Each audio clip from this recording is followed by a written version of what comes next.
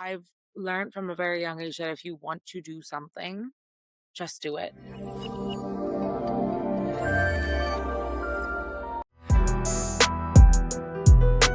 Simi, thank you so much for joining me here today on the Go at Manav. For those that do not know you, could you please tell them a bit more about yourself? Sure. Hi, Manav. So it's really funny actually because I've known him since he was born anyways, because we're in the same like community back home. But we also were next door neighbors growing up. So that was so fun being able to grow up with him and his siblings just next door. Yeah, a little bit about myself. I am 27 years old. I'm from Hong Kong, born and raised, but ethnically I'm Indian. I went to Northeastern University and I got a bachelor's in business administration. Before that, actually, I was working with the United Nations Youth Environmental Protection Program for banning shark finning in Southeast Asian countries. That was like the start of my career. During uni, I wrote and published 3 books. After uni, I wrote and published my fourth book. And then I also while in uni, had a company that we ended up selling called Statement, and it was a denim supply company. Post university, I am the founder and CEO of MOHLIA, a luxury gifting company where we operate in 94 countries worldwide. We have a team of 37 people, and we work with B2C, B2B. We're in sustainable agri-tech. And yeah, that is a little bit about me. I'm also married to my childhood sweetheart, and we have a little cute Pomeranian named Sophie. So yeah, that's my life in a nutshell. Wow, that's absolutely incredible, Simi. Well, we have a lot to cover in this podcast, but let's go back in time. As you mentioned, so yes, for those listening right now, me and Simi, we used to be neighbors while I was living in Hong Kong. And I guess, growing up in Hong Kong, I had such a great time in my childhood. But I'm obviously curious to hear from your point of view, Simi. What was it like growing up in Hong Kong for you? I think that's a very when you asked me that question just now, I was just going back to I think Hong Kong really for me is the best place to grow up. Like I people have this idealistic, version of growing up what they see in movies with a neighborhood and a bunch of houses and like playing on the street and stuff. And I think that you get a version of that in Hong Kong with the community that you get to build. And I think that schooling is amazing. I think healthcare is amazing. I think tax is amazing. And that's ultimately why I've decided to settle down here for my future as well. I think there's no better place to raise kids. I think when you have, when you're talking about childhood, though, those are your most formative years and you become who your childhood experiences are, if that makes sense. Like a lot happened to me during my childhood years that made me the person that I am today. And I think that I attribute a lot of who I am and the values that I carry because I went through a lot of things in my childhood that gave me the tools in adulthood to be able to really face a lot more than I would have faced if I hadn't gone through that. And it's so interesting you mentioned that because, Hong Kong as a place, it's safe. We're all taught growing up, that, your community is everything to you. We can still feel unsafe, in our own Mhm. minds, and we might be overthinking it, but absolutely everyone goes through it as well. And one thing I noticed, you mentioned earlier that you've written a couple of books. Now, you read a lot growing up. Was reading an escape for you? I definitely think reading was I think when you read, right? Like when you're watching a movie, the world is already constructed for you on the screen. But when you're reading, you really have to use all of your senses to create this like sensory synesthetic imagination, experience of that world that you're entering. Like there's no way that you're reading a book and you're just absorbing the words without actually creating something in your head. And so the worlds that I discovered when I was reading were really the places that I would go when I needed a safe space and a happy place. And so I think that having books be so present in my life again has helped me implicitly. And by creating my books, that's what I wanted to do for others is give them a safe space where they could feel related to. People could also enter my world and hopefully enjoy it. Yeah. Did you always want to be an author growing up?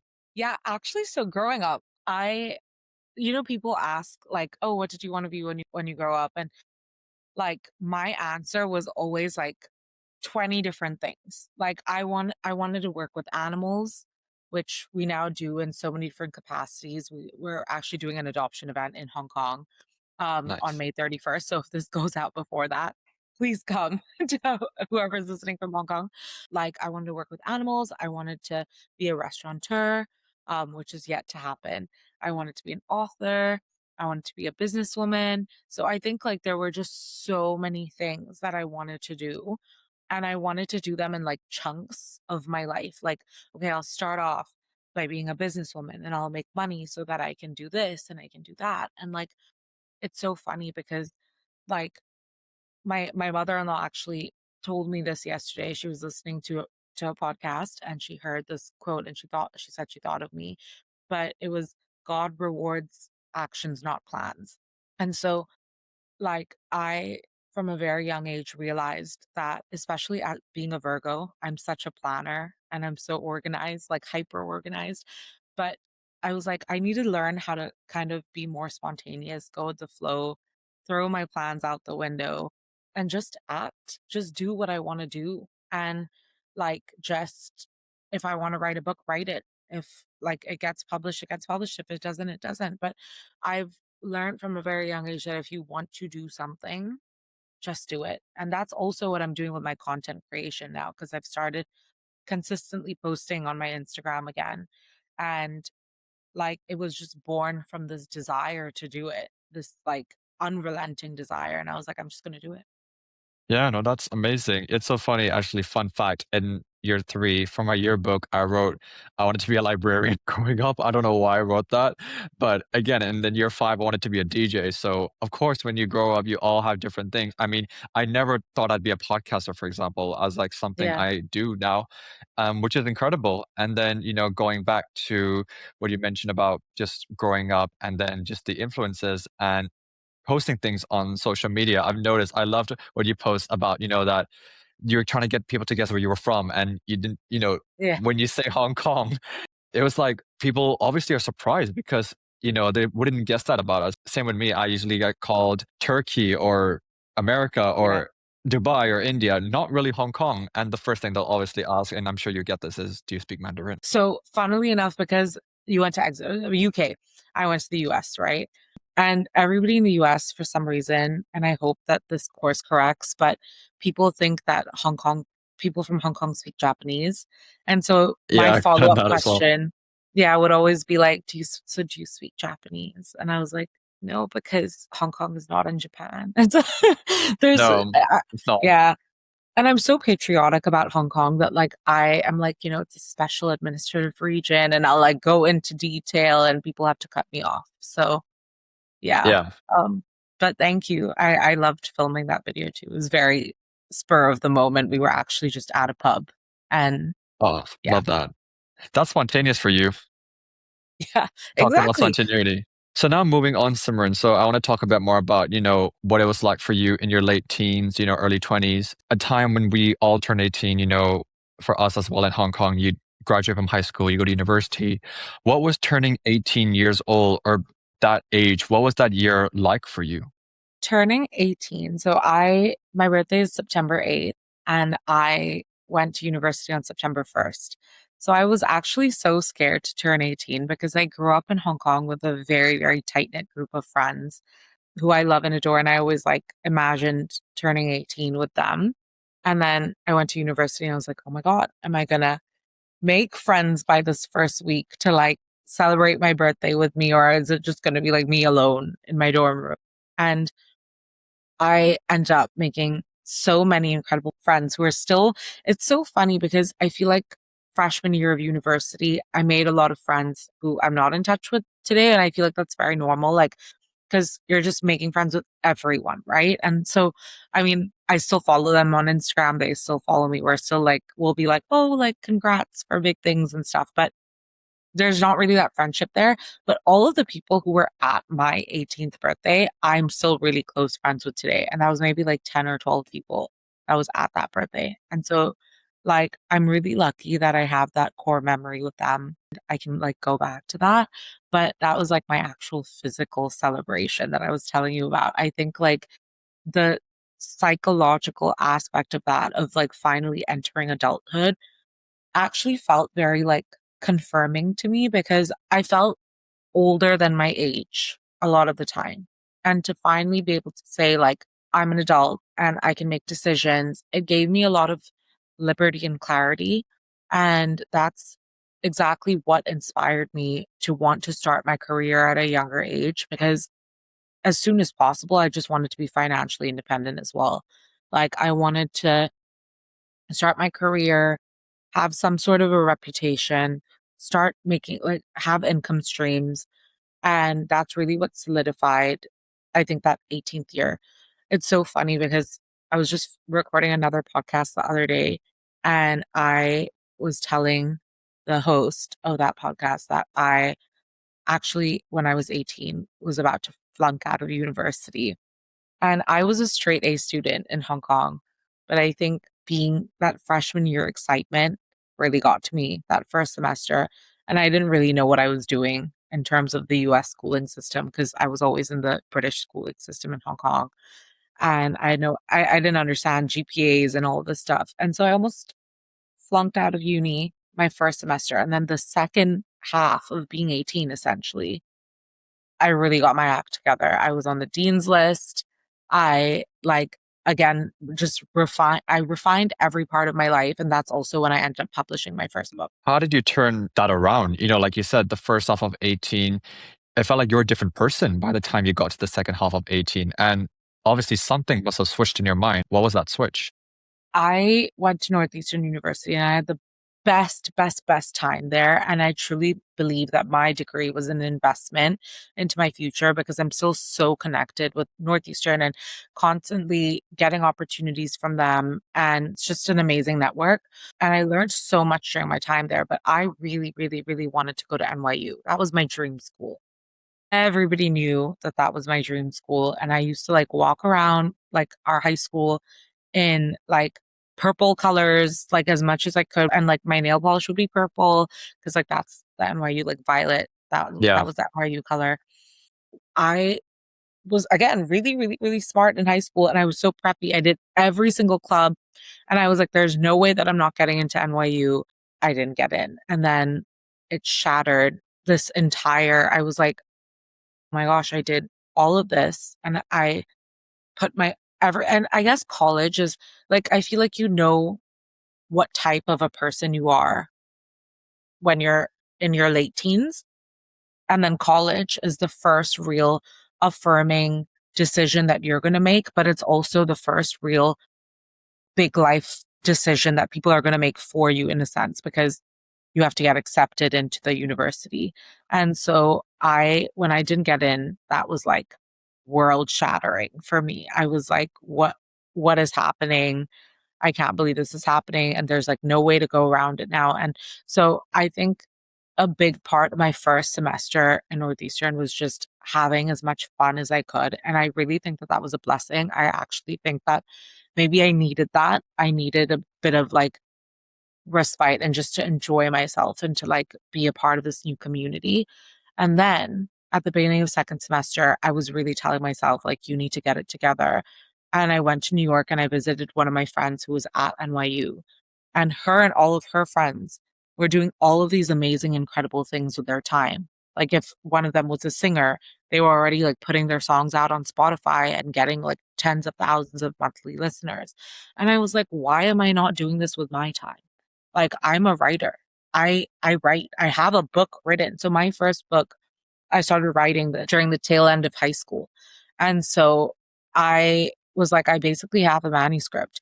And the very next weekend, I had my manuscript ready and done. And I printed out a bunch of copies from my university library. I got on a bus to New York and I just started knocking on doors at publishing houses and leaving my manuscript there. And from doing that, I ended up getting 3 book deals. And that's kind of how my authorship journey started. It's so reassuring to hear, you turned this rejection from NYU, your dream, and then, going to college and still putting yourself out there. And especially at 18, you're in this position where not many people think like how you were at 18, because you're now trying to enter the real world and make a name for yourself in the publishing industry. People might be wondering, Why would you do it earlier on when you're just going to college and, trying to enjoy yourself, but you wanted to get ahead? Why did you decide to do that at 18? I think like the earlier that you start things in life, the more you get better at it. And the jump between when you're young, I feel like the emotions, and this is a message to everyone out there that is younger and has a dream, start it because the energy that you have when you're younger, the charisma that you have, the personality that you have, and the emotions that you have, right? Like your emotions when you're younger are so raw and unguarded and innocent in a sense, right? Like if you feel anger, you're going to feel anger. If you feel happiness, you're going to feel like pretty much pure happiness. And I really wanted that to translate into who I was as a person in the beginning of my career. And I wanted that to transfer as well into my work. And so I've always been somebody that's recorded every stage of my life and in different ways, sometimes in videos, sometimes in audio, sometimes just writing things down.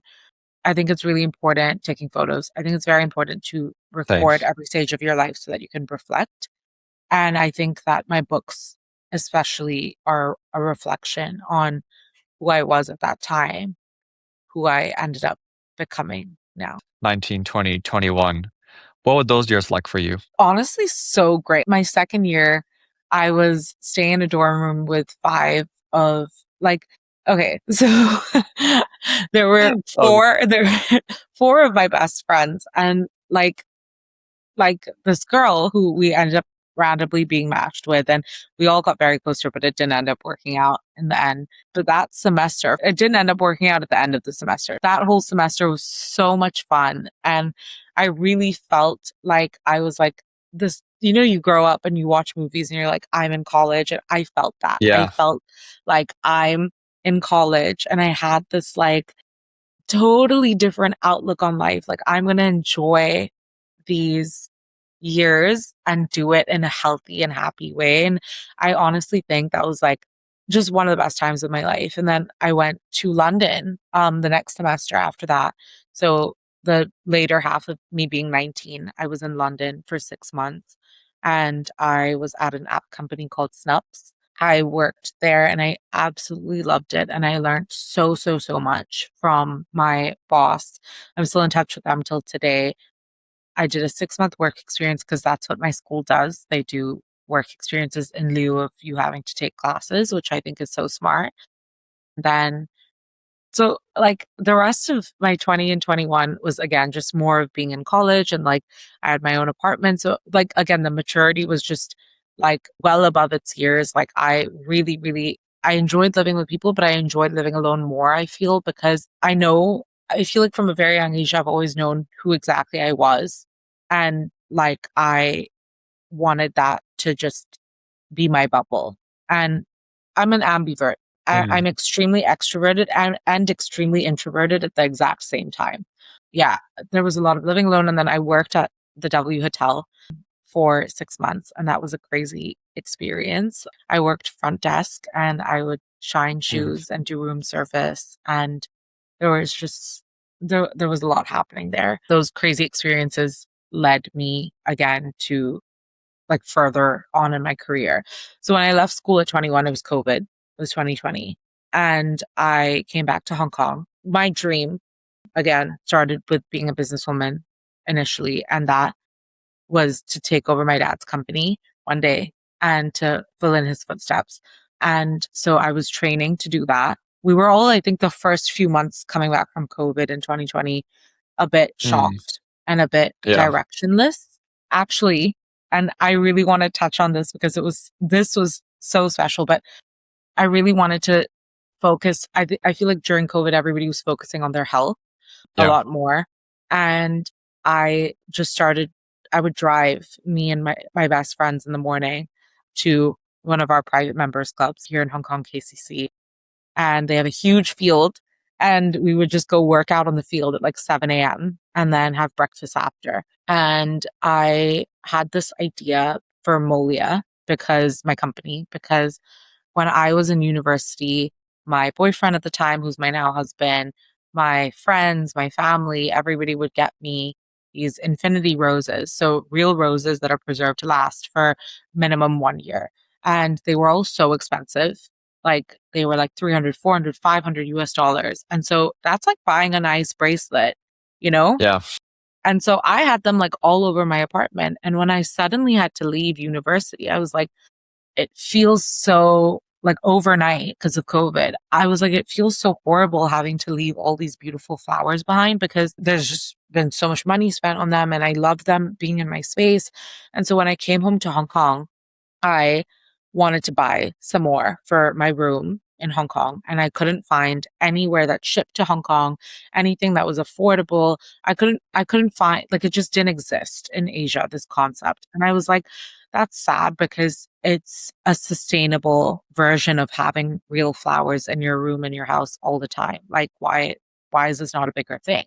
And so I had this like idea and it sparked and I was like, I should do this. And I started like putting this idea together and doing all of my research and development. And I hired my first staff and I like was just putting everything together. Simultaneously, I was training up with my dad to be able to work in his business. I was in the office every day and I would get all of my work done with my dad really quickly and just be working on Molia. And I would tell my dad, like, if this idea does take off and I'm selling one flower a week, I'll still be happy. I'm just doing this for me. I'm doing it on the side. Like I'm doing it to gain experience for myself. Like, don't worry about it kind of thing. And for my first batch of flowers, I ordered 300 units and I was solely marketing it on my Instagram and to like friends and family at the time. And within 2 hours of launching on July 31st, 2020, we completely sold out all 300 units. That's amazing. And I went to my dad the very next day and I was like, I love you. I resign.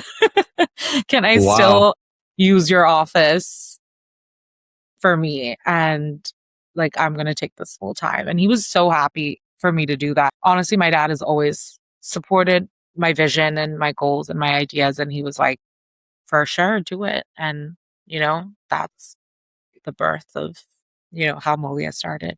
And I also got Sofi when I was 21. So that was definitely a question I wanted to ask you, Simi, about the year 2020. It was definitely a life-changing year for you. Now, I want to ask you, what did you learn the most about the year 2020? You started off as a completely different person, like we all did. We all thought 2020 was going to be like a normal year, but we got hit with the global pandemic. So what did you learn the most from it? I actually think that 2020 perhaps was the best year of my life because Mm. which is so, I don't want it to sound tone deaf Not when I say ironic. that. Yeah, Yeah, because like obviously I know that a lot of the world was hurting, but I believe that everybody has different journeys, right? And I think 2020 was just a very pivotal year in my life where I reassessed absolutely everything. And I went, who do I want to be? When do I want to be that person by? And how do I get there? And I asked myself those three questions every day. And I really focused on my health during that time. My health was never, ever better than it was in 2020. I really, really, really focused on my career and I started my dream business that we're 6 years in now and I'm happier than ever running it.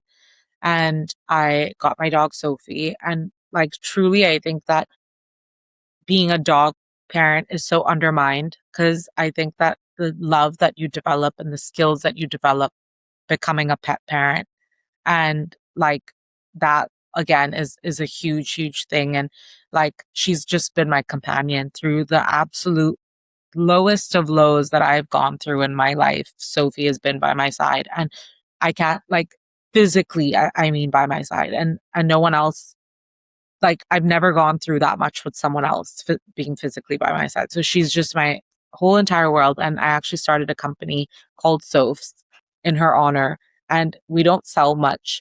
It's kind of like a dud company. We don't sell much. and It's a, projects. it's a passion project, and we literally just take like the stuff from Sophs and most of the time, and we just package it up in cute little gift baskets because we always, Molia being a luxury gifting company, we always have like amazing packaging in the office and stuff. And so I'll always just package things up from Sophs and then take it to my local animal charities that I work with when I go and volunteer and stuff.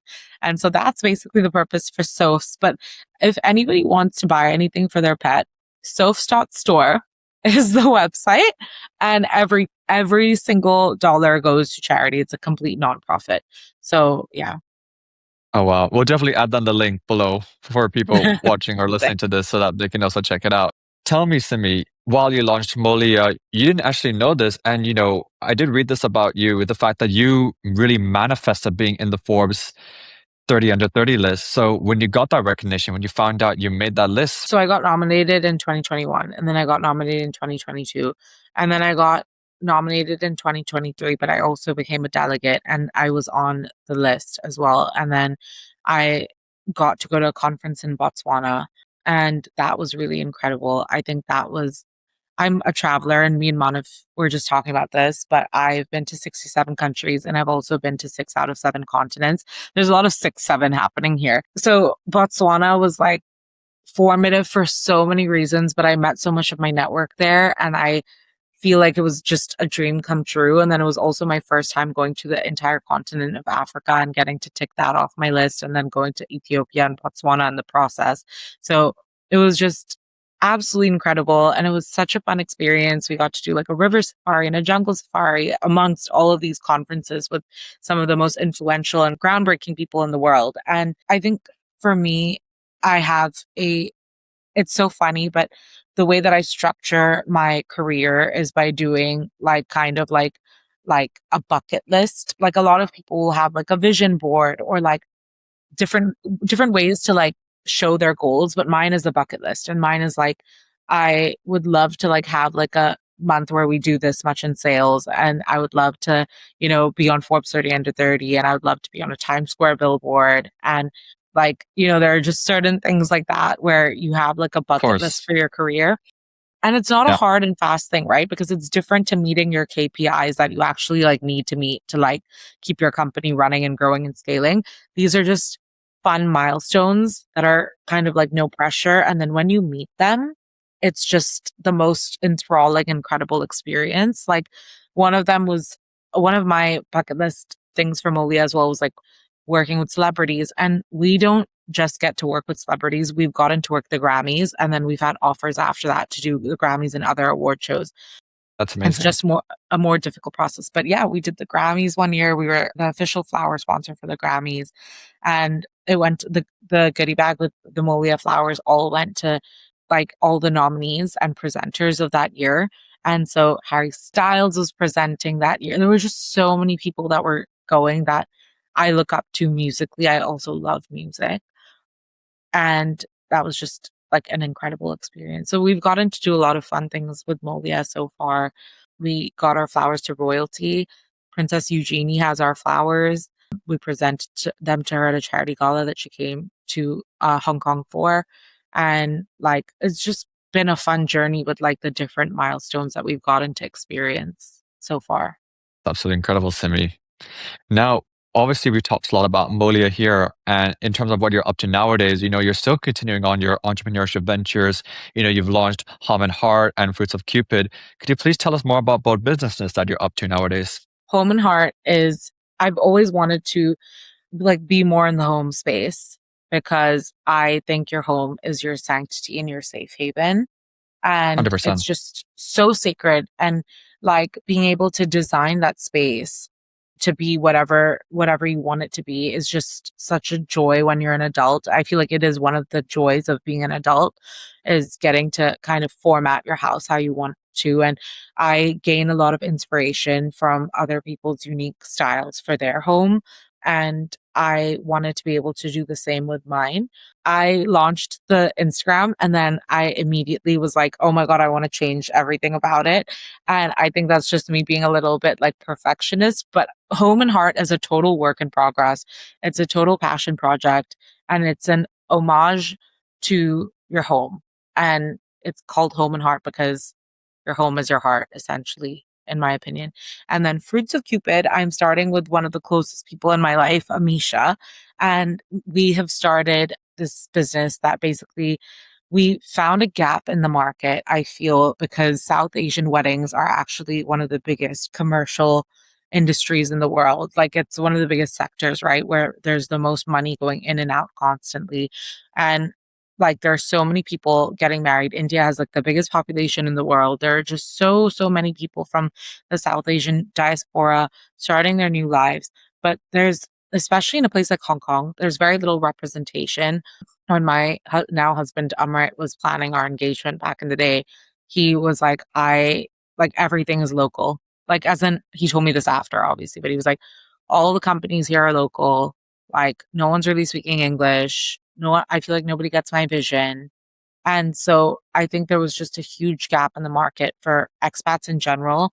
But obviously, because we come from the South Asian background, we wanted to start something that really like took our culture and heritage and then amplified it. So we don't just work in Hong Kong, we're going to be working anywhere everyone wants us to work. And we have 5 different verticals. That's how we've structured our company. The first one is finding love. So we're going to be doing singles mixers events where people can meet and bond over like a shared interest.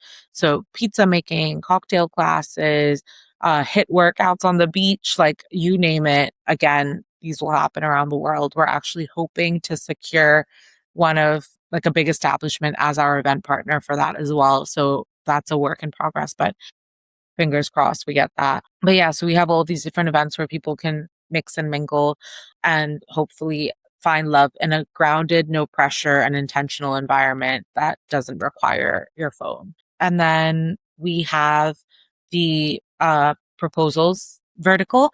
And obviously, that's proposals, it's end to end proposal planning. We have pre wedding, which is anything from engagement parties to bridal showers to bachelor bath itineraries and bridesmaid groomsmen gifting.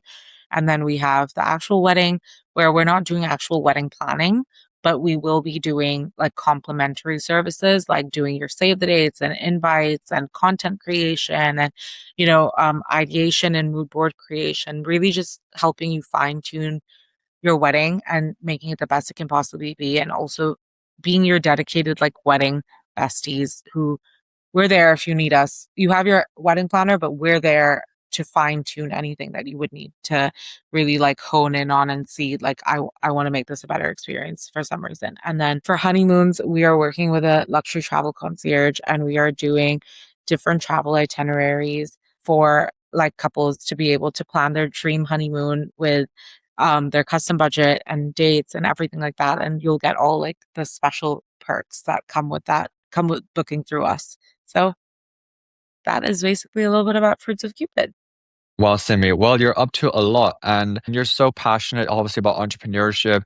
It just made me wonder, how do you have this work-life balance, to spend time with your husband, to meet up with your friends, to travel? You're balancing a lot of businesses and you still seem very confident and, sane right now. When I can imagine there's 100 things going on in your mind. How do you keep yourself so composed? That's a really sweet question. Thank you. But I don't sleep. And this is something that I've been saying for years. And it's so funny because I actually can't drink caffeine. Like I'm so intolerant to caffeine. And when I was in London, my sister just had her second baby. So I was in London for a month. I gave matcha another try. And like the first 2 times, it really agreed with me. And I was so happy because I was like, wow, I have something to give me a caffeine boost. And then the third time I had it, it just wrecked me. And I was like, I'm back to Yeah, I zero don't drink it caffeine. much, that much. No caffeine. Yeah. No, so we're the same. Yeah, No I don't sleep caffeine. much as well. Yeah, Yeah. same, honestly. Yeah. So I don't sleep is my kind of answer to how I balance things because my mind, I'm a night owl, and obviously Same. my career and my life requires me to be awake the whole day. But when you have all the creative juices flowing at night and you just can't. 100%. I get Yeah, so much of my ideas at night because I want to yeah, sleep and I can just focus and no one's telling me what to do. I can just do it on my own. yeah. But this is a very different kind of take on, I think, why I'm so happy through everything that I'm doing. And it's because I think at this point in my life, I have completely filtered out everything that I don't want to do. And I have completely just centered myself and my life around things that I want to do. So, like, obviously, if it's raining outside and thundering and I have to walk my dog, Like the instant reaction is going to be like, oh my gosh, I wish it wasn't raining right now. Like Mm. this, that, whatever. But like, I have so much joy in doing it because I wanna walk my dog. Like, I have so much joy in cooking for my husband, even if I'm on a call at the same time, because I want to cook for him, like, at the end of the day, and I want us to both have, like, a nutritious, healthy dinner together. And there like, you want to do I never groan about work because as a leader, I have the ability to be able to delegate certain jobs to people that do it better than me and who enjoy it more than me, right? Like, I hate numbers, I hate them. And so I will always delegate numbers to someone else on my team. And then I'll sit down with them and make them make me understand it. And then I'll cross check that with another person. But I don't put myself through the headache and struggle of having to figure that out for myself in the first place because being a business owner, that's what teamwork is, right? And so essentially in a nutshell, I just feel like I've curated my life to what makes me happy and what I want to prioritize. And that is what makes me feel so good every day. Yeah. I wanted to ask you this question earlier, Simi, and I think now is actually the best time to ask when we're towards the end of the podcast. And that is, as an entrepreneur, the way how you talk about your businesses, you make it seem so easy. But if you had to give an advice to people who want to be an entrepreneur or current entrepreneurs just like yourself, what would you say to them? I would say it's not easy. It's not easy, But yeah, but I can imagine. it is not easy, but it's so worth it's what I allude entrepreneurship to more often than not. It is really like, and again, I'm not a parent, but I can imagine it's like having a child, right? Because you are giving birth essentially to this idea and this entity. And then you have the responsibility of loving it, nurturing it, caring for it, and watching it grow but not being controlling over it and never attaching yourself to it. Because I feel like with parents, right? Like obviously we come from them and they love us most of the time. And there's this nuance to like all of that stuff. So like I think that when you have a business and you decide that it's your business and like this is what I want to do, you have this idea rather, and then it becomes a business, you have to realize that that's a separate entity to you even if you're the face of the business and the brand and everything, like your business is just, it's a different soul, it's a different person, and you're just watching it grow and evolve. And when I say don't get attached, it's because I've learned very, very, very quickly and very, very difficult actually in life. A lesson that I had to learn was there's nothing emotional about business except sales. Emotion is the only thing that makes sales happen Yeah. essentially. So like something triggers within you and you go, I need that because, right? And so that's why you put your money down, your hard earned money to buy something. But like besides from that, take your emotions out of business because it will save you a lot of heartache and headache in the future. My advice actually is to just do it. I'm going to steal the Nike slogan and say, just do it. Yeah. Just do it. Because what's the 100% worst? You agree. At fail. Yeah. At least you tried. Yeah. least you tried.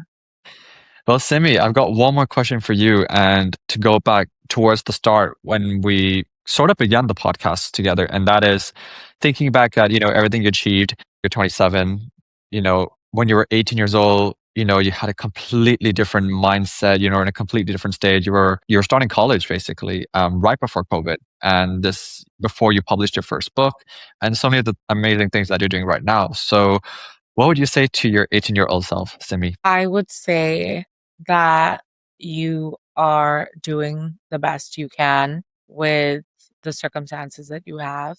And honestly, I think the first thing that I would do is just give her a big hug. Because I think 18-year-old me, 26 and below, I was going through a lot in my life, like really horrible circumstances in a certain respect, right? And like, I think that I would give her a big hug and I would say, just keep going.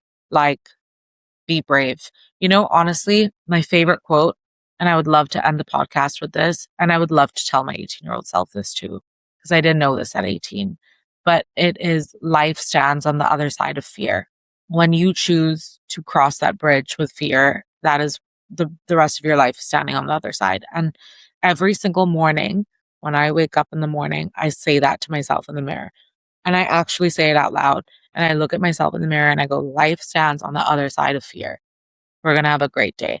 And that is how I start my day every single day. And you became fearless, Simi.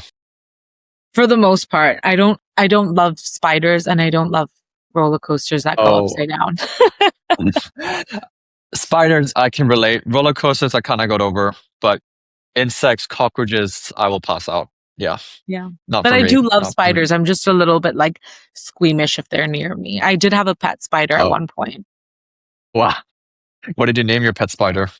Well, actually, it was in Sasha's room, my sister. And then somebody was going to like the spider because like she was like, like there's a spider in my room, whatever. I think one of our helpers was going to come in and like potentially end the spider's life. And I looked at the spider and I was like, no, because I just really love animals. And I found this jar and I made this whole terrarium and like I named the spider Winston Webster. That was his full name. And he was going to die that day. And I nursed him back to life.